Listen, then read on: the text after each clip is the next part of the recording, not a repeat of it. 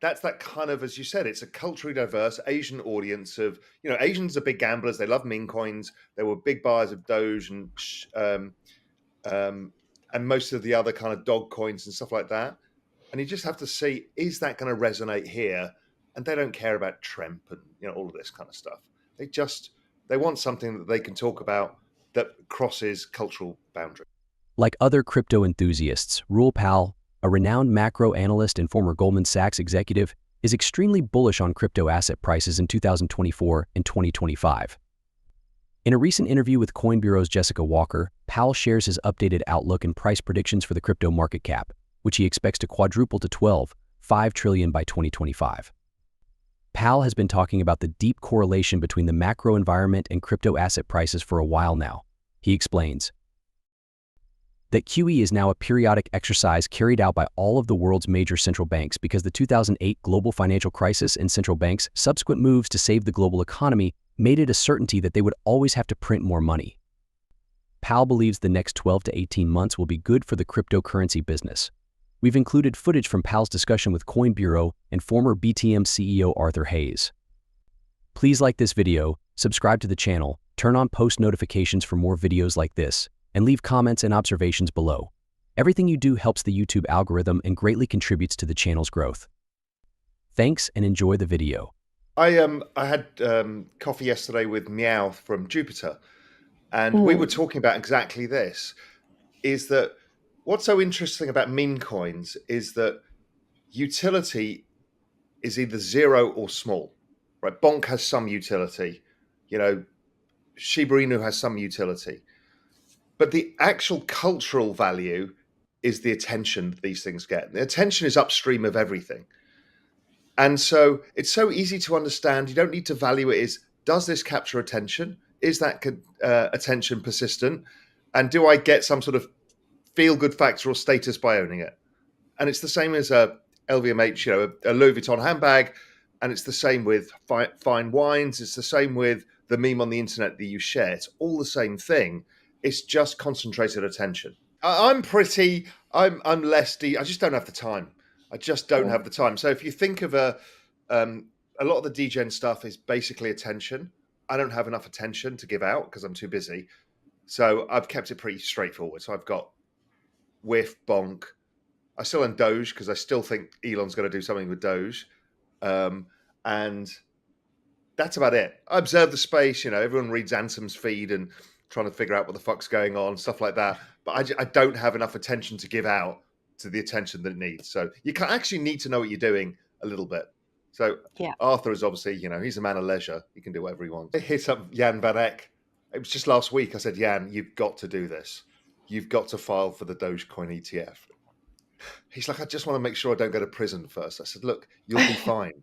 It's been around. It's proven itself. It's outperformed Bitcoin every cycle. I mean, it's been astonishingly good. So I'm working in the background to try and make this happen. But I haven't got through Jan yet, but I'll get somebody. We'll get Hunter Horsley, Jan, one of these guys will force across the line.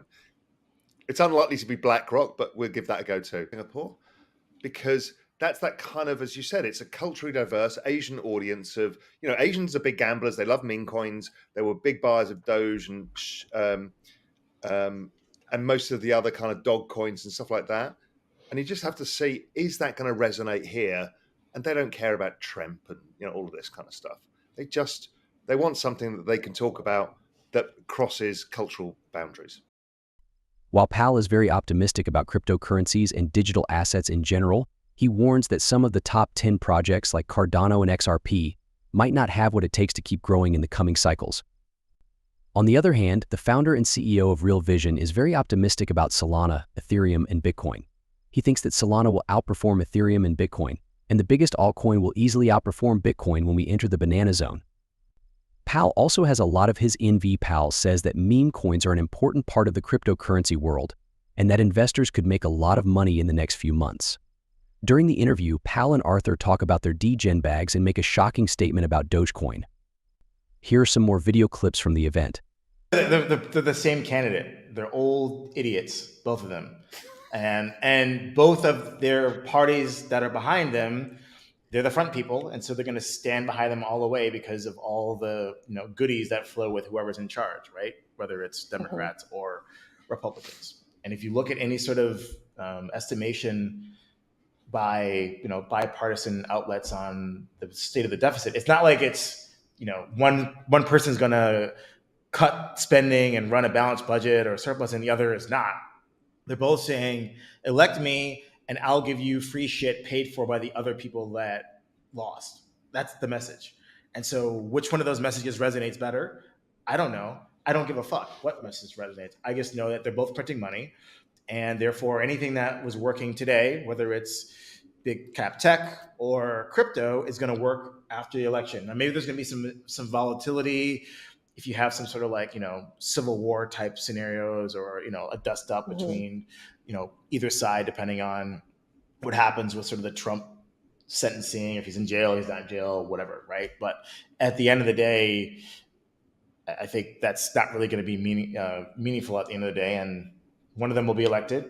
And even if it's a Republican president, Democrat House and Senate, or vice versa, think about the things that both parties vote on together every single time. Weapons, right?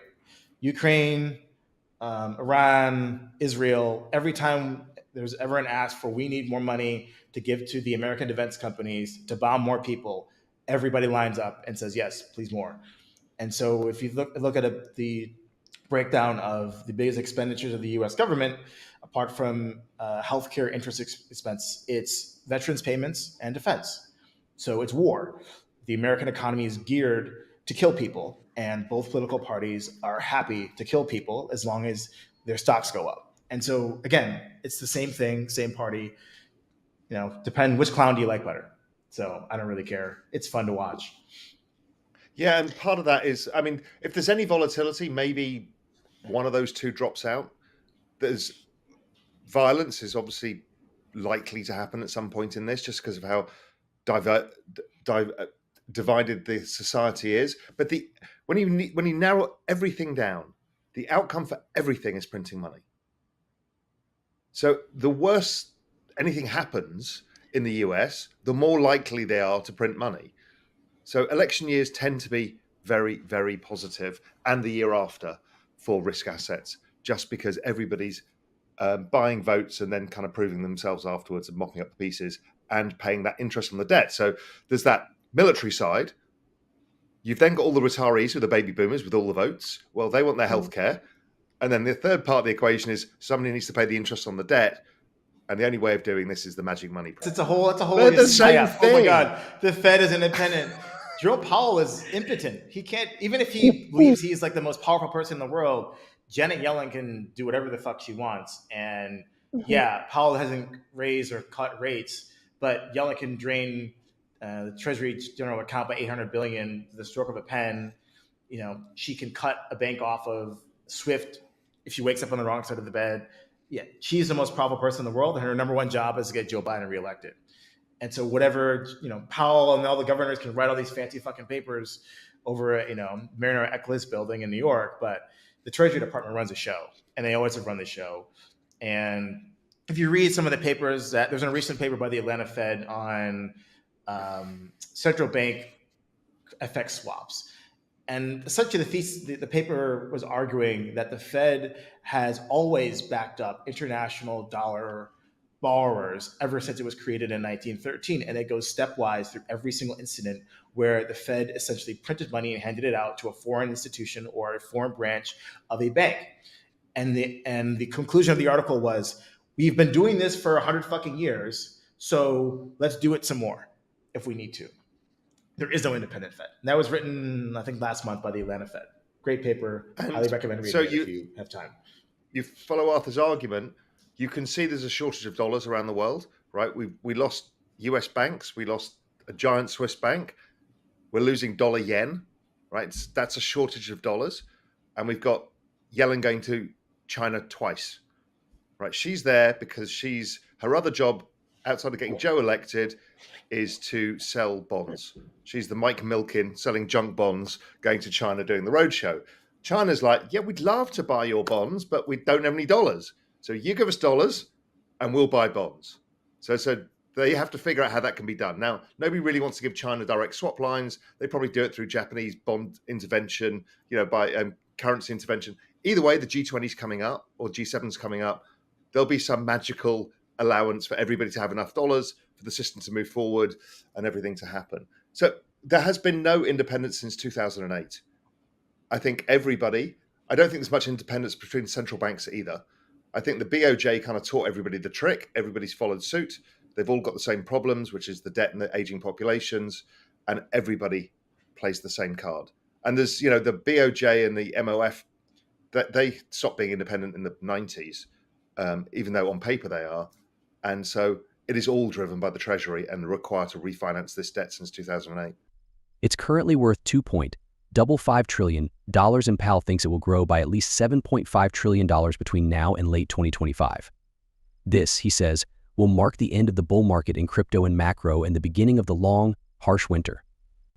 But before that happens, we have some exciting months to look forward to. Pal thinks the banana zone could start any day and last until June 2025, which is a few months before liquidity conditions start dropping quickly in December 2025. Over the next 6 years, Pal thinks the crypto market will grow by around $97 trillion, which is why he often says that crypto is the best performing asset class and the biggest macro trade in history. Let us know what you think of Raoul and Arthur's conversation below, and don't forget to like this video, subscribe to the channel, and turn on post notifications to see more videos like this. Thanks for showing up.